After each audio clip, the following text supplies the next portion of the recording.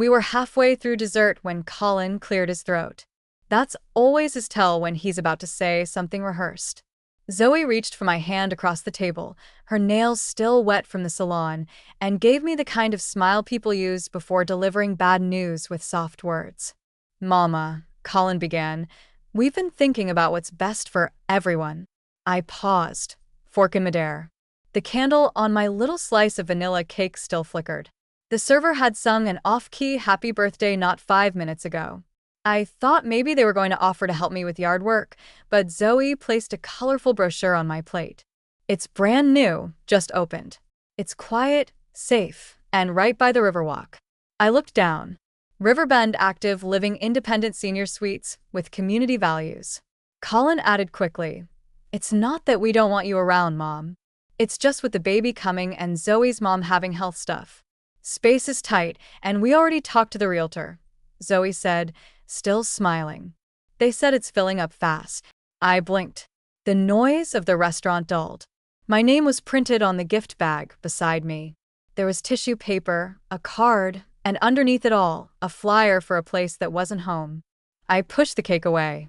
They kept talking about transition time, about downsizing, about how I deserved to relax, but I couldn't hear them anymore. Just the clink of forks on plates and someone laughing at another table. When the check came, Colin grabbed it with a proud little flourish. Dinner's on us tonight, he said. Happy birthday. I nodded. My throat was tight. I folded the flyer in half and slipped it into my purse without a word. Then I smiled back at Zoe. It was the same smile I used when I decided something quietly and didn't plan on telling anyone just yet. I let myself in with the key they hadn't yet asked for back. The house still smelled faintly of birthday candles and takeout. I wasn't planning to stay long, just to pick up a sweater I'd left behind in the laundry room. But the moment I stepped past the front hallway, I stopped cold. Boxes. 3 of them labeled in Colin's handwriting. Mom, closet. Mom, books. Mom, MISK. They were stacked neatly by the garage door, like they'd been waiting for me to notice. My photo album sat on top, still unwrapped, with one corner of a family Christmas picture peeking out. The frame was cracked. I turned toward the guest room. The door was open, the bedding gone. The walls, formerly a soft sage I chose myself, were now half covered in a peachy beige. A paint roller leaned in a tray on the floor. Zoe appeared in the hallway, ponytail high, holding a coffee mug that said, Mom Fuel. She gave me that same smile again, the one that meant this is already decided. Hope you don't mind, she said, nodding toward the room. We figured we'd get a head start while you were out. Head start on what?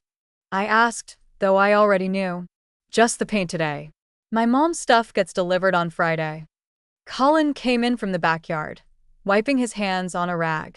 It's just space, Mom. Don't take it personally. We're trying to keep things moving so it's less stressful for you. I nodded slowly. I didn't trust my voice yet.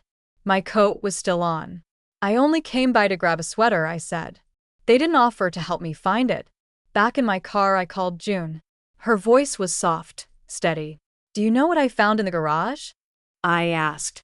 I have a guess, she said. They boxed everything. There was a long pause. Not asking you is personal, June said gently. Even if they pretend it wasn't. I didn't cry. I just drove straight past the turn to the rental listings. I toured the studio at noon and signed a lease by 2. It wasn't much, bare walls, a window that rattled, and a kitchenette that barely fit a kettle and a pan. But the rent was low, and I didn't have to explain anything to anyone. The landlord handed me the keys with a shrug and said, It's yours. I made one last stop before leaving for good. The house was quiet when I let myself in. A pile of Amazon boxes sat unopened near the entryway. A baby swing leaned against the wall. My name wasn't on anything anymore. I walked to the kitchen, placed my key next to the fruit bowl, and left a small note beside it. Nothing poetic, just what they needed to know. The porch light switch sticks. The pantry door swells in summer. The upstairs shower still leaks if you run the dishwasher at the same time. That was it. I didn't open the fridge. I didn't check the closets. I didn't knock on Colin's office door. I just left. Back at the studio, I unpacked the few things I'd kept: 2 plates, 1 saucepan, a single pillow. I heated up a can of soup and sat on the old camping chair I'd used years ago on school field trips. It creaked under my weight. The soup was watery. Still, I finished it. I kept waiting for a text. Maybe just a, "Did you find everything?" Or "Thanks for the note." Something. But the only sound that night was the buzz of the heater and the soft tap of tree branches against the window. No one called. No one noticed. The next morning, I woke to the sound of my phone vibrating against the countertop, but it was just a pharmacy reminder. I turned off the alarm, set the kettle to boil, and stared at the empty second mug beside the sink. Then I tucked it away in the cabinet. I wouldn't need it. That afternoon, I called June and asked if she knew any good financial advisors. Something in her tone changed. "You're ready, aren't you?" she said. I was. The file was still in the same beige folder it had always been in, wedged between old insurance policies and my husband's discharge papers. I'd nearly forgotten about the investment account we opened in the early 80s, back when we had dreams bigger than our budget. He called it our quiet backup plan. I had never touched it until now. The login still worked. I had to answer 2 security questions and dig through an old email account to verify access. But there it was, blinking on the screen in black and green. More than enough. I stared at the number for a long time. Not a fortune, but enough to make a decision without begging anyone's approval. Enough to stop settling. Enough to make sure I never had to sleep in anyone else's shadow again. I printed the balance sheet, slipped it into a clean envelope, and took the bus to June's that evening. She poured 2 cups of coffee and asked no questions as I slid the paper across the table. Her eyes widened. Then she smiled. "So," she said, raising her mug. "What now?" I didn't lift mine. I just looked out the window at her tiny herb garden, the one she'd kept alive through 3 rough winters and 2 knee surgeries. "They didn't want me in their house," I said quietly. "So, I'll buy one of my own." We didn't say much after that. We didn't have to. That night, I sat cross-legged on the floor of my studio and sketched out a budget. Nothing fancy, just a clean, safe place. Somewhere I could hear myself think. A house with quiet mornings and no judgment behind the coffee cups. I circled a few listings, wrote down some agent numbers. Then I paused, and next to each one, I wrote a question. Do I want to live here or just be away from them? The difference mattered. I'd spent too many years choosing safety over joy. But this time, I would choose both. By morning, I had narrowed it down to 3. One of them had a sunroom. The house was modest, 2 bedrooms, hardwood floors, and a crooked little gate that stuck if you didn't lift it just right. But the sunlight poured through the kitchen windows in the morning, and the living room faced a maple tree just starting to turn. I signed the deed on a Thursday. The realtor congratulated me and slid the keys across the desk with both hands, as if handing over something sacred. I took them with a quiet nod and walked out without fanfare. It wasn't a victory lap, it was a return to myself. That weekend, I visited my attorney's office and made one more change. Colin and Zoe were removed from the will. No confrontation, no announcements, just a clean revision on paper, sealed and notarized. The new documents listed my name, my house, and my instructions, clear and calm. June was the only person I told. She didn't ask why. She just nodded and passed me a pen to sign the final page. When I unlocked the front door to my new home that evening, the air smelled like dust and old wood. I dropped my purse on the kitchen counter and stood in the middle of the empty living room, listening to the way the silence settled around me. Not heavy, not lonely, just mine. I took my time unpacking one box each day. I didn't rush to hang anything on the walls. I wanted to learn the space first, where the light moved, how the floors creaked, which drawers stuck in the bathroom. Colin texted once that week, just a thumbs-up emoji, no words. I didn't answer. Zoe sent a forwarded article about joint housing and multi-generational living. I archived it. I no longer needed to explain myself. That was the gift of finally having something no one else gave me. By the following weekend, I had a welcome mat, a set of house keys with no copies, and a coffee mug that read, "My name is not Grandma Roommate." The front porch needed sweeping, but I didn't mind. I had time. I found the shoebox while unpacking the last crate labeled Misk. It had been taped shut for years, tucked behind winter coats and tax returns in the back of my old closet. I sat on the floor cross-legged and peeled back the cardboard flap like I was opening something sacred. Inside, I found receipts for field trips and dental work, grocery lists with check marks beside apples, and peanut butter in those juice boxes Colin liked when he was 7. Notes written in my own handwriting reminded me to call the school, reschedule a doctor's appointment, and buy new cleats before Saturday. A tiny soccer medal lay near the top. I turned it over in my hand and remembered standing in the rain, watching Colin sit on the bench for most of the game, cheering. Anyway, at the very bottom of the box, wrapped in a scrap of tissue, was the silver bracelet. I'd meant to give it to Zoe the year they got engaged. It had belonged to my mother-in-law. Nothing fancy, just a slim chain with a clasp that always caught if you rushed. I remember thinking it might make Zoe feel like part of the family. Back when I thought I'd still have one, I held it in my palm for a long time. Then I stood up, walked to the drawer where I kept my padded envelopes, and sealed it inside. I wrote in black marker across the front, not to be passed down. It wasn't a spiteful decision. It was a clear one. Some things don't belong in the hands of people who treat you like a placeholder. I placed the envelope in the back of my closet behind the safe box and the winter scarves. I didn't want it visible, just reachable.